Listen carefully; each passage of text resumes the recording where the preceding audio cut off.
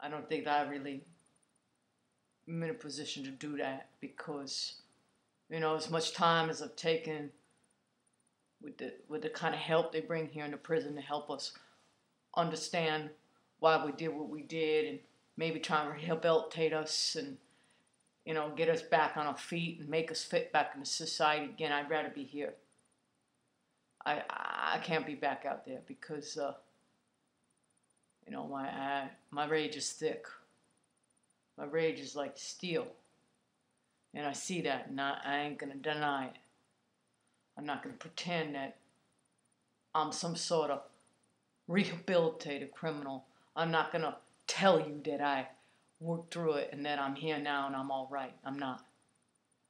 I've been here 15 years and I want to stay here. This is where I belong. I got enough sense in me to know that you put me out there with them bitches again.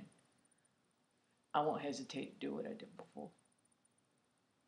I'm in here for domestic violence, rape, and I know what I've done.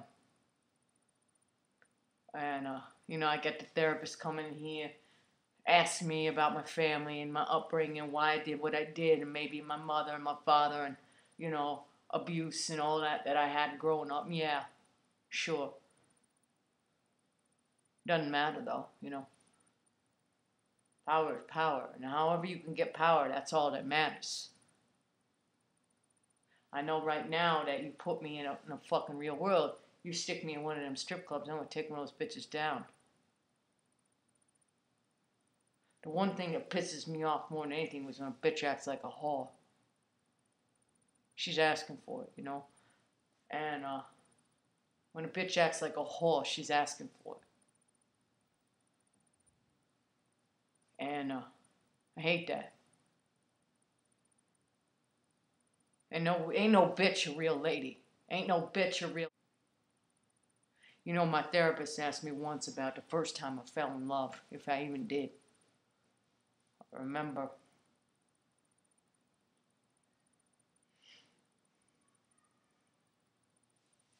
we played, she had this set of dolls, not Barbies, but some sort of doll, like shortcakes. I don't know what they were, strawberry shortcakes or something. And she loved playing with these little tiny things, and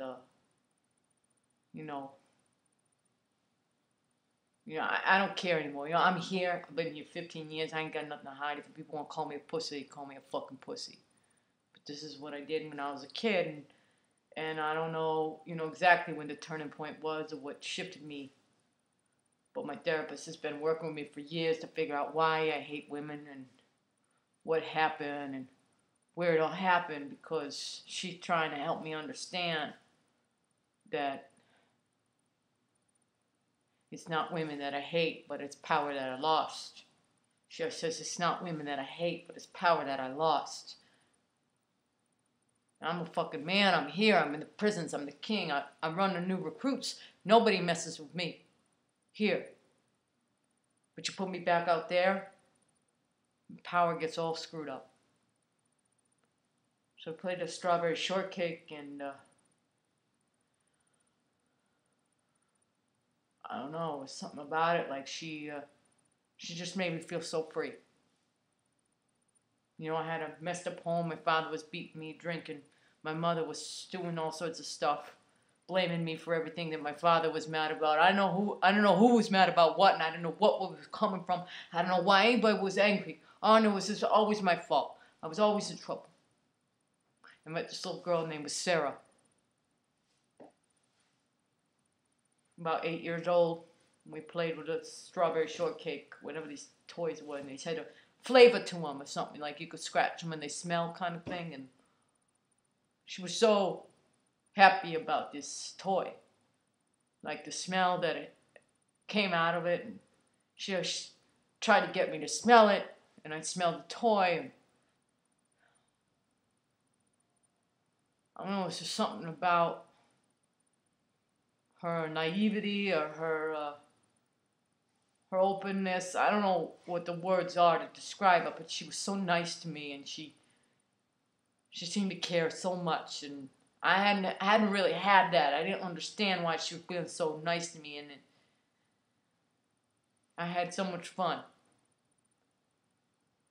And she had blonde hair, and when the sun hit it, she looked just like the little doll she was playing with, you know, like all innocent and shit. And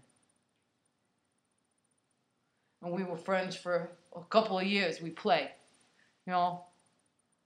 I'd run out of my house when the shit was going down, and she was always there outside playing and with her dolls. And you know, none of the guys knew that I played with her like that, but her and I had our own thing. You know, we had our own thing, and we were playing with this shortcakes. And there was just something really real about her care for these dolls. You know, as stupid as it sounds, as fucked up as it sounds, there was something about it where I felt like we had a family. You know, it's like we played like mom and dad with these dolls, and we had a nice home, you know, and everything was good. And she was a mother and I was a father, and we were taking care of the strawberry shortcakes, and it was good. It was real. And then about a year later, I heard word that she had to move. Her father had some sort of job in the military or something. She had to move. And I didn't know quite how to handle it. And when she told me that she had to go away, something in me just switched. And I never got back from it. When she told me she had to go away, something in me just switched. We're about 10 years old, and she said she had to move. And I just beat on her. Because she said she had to leave. I couldn't take it. And then she was gone. I wasn't allowed to see her anymore. Some sort of people came to the house to talk to me. I beat on her real bad. I didn't want her to leave, and I beat on her so bad. Her blonde hair was bloody, you know, like that kind of thing. It was more than a long time ago, and I still, here in the prison, feel the pain of what I did. And with the therapist, I got to see that that's what started these events. And from that point forward, I could not relate to a female with trust, you know. I always feared that they're gonna leave me. And when I thought that for a second, I beat on them.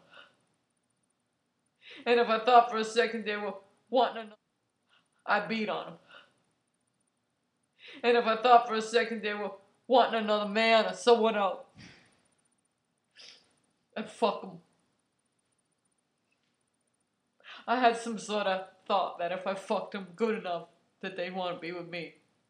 I didn't know the whole time that I was raping them. I didn't know the whole time that I was raping them. And I fucked them. And I thought that was what would make them want to be with me. But I didn't know the whole time I was raping them.